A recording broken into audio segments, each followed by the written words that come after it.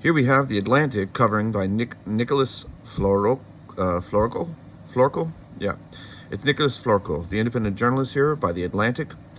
America has an onion problem. Do you guys remember how there's people who got sick from eating Big Macs because of the onions were contaminated?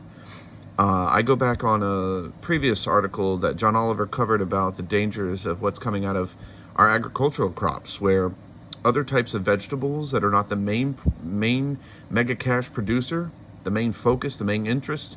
We're just all about corn in this country. But here, let's not forget the fact that onions are a problem that shouldn't be in the talking point of concern, but they have been, based on the fact that they're getting contaminated from a likely culprit from runoff pollution from excess chemical sprays used in our mega crops that contaminate these wholehearted, natural, wonderful vegetables that essentially hold through and unfortunately get contaminated by what it says here in many stances. Even though I have a full break inside in there, it's still ongoing.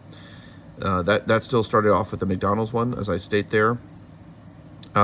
It's E. coli and salmonella. These are nothing to take lightly, and you got to be really careful about what you order and what you buy. You don't need to be panicking over your onions in every state, but maybe you should perhaps grow your own, or you should really check out and find out where they get their onions from.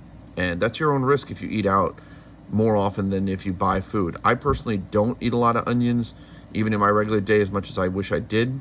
I generally tend to eat a lot of just natural leafy greens, if I can, or frozen spinach, and I live off that.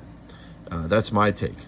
But the good thing about onions, apart from their food safety protective ways that they're made naturally, their papery skin, it does act as a barrier of such things on the outside, but it can't protect them from such things like E. coli. And that's an important take to remember from this article. I implore you guys to read it and educate yourself on it. I certainly did. It was very educational to get. And the last part of the segment, all too true. And it goes right to the rhetoric of what I'm talking about. Even over all these factors, that it's so sad that the onion itself in our day and age is being compromised by our neglect with big money that we pump in and we stand behind, and we allow big corporations to damage the very fundamentals of the food that we get, right to the point, throwing everything and all inhibitions to the wind just over the capital gain of capitalist money. And that shows right there that an independent voice needs to speak out for all of those who are union and hardworking labor workers from all parties, all sides, unified together, not divided.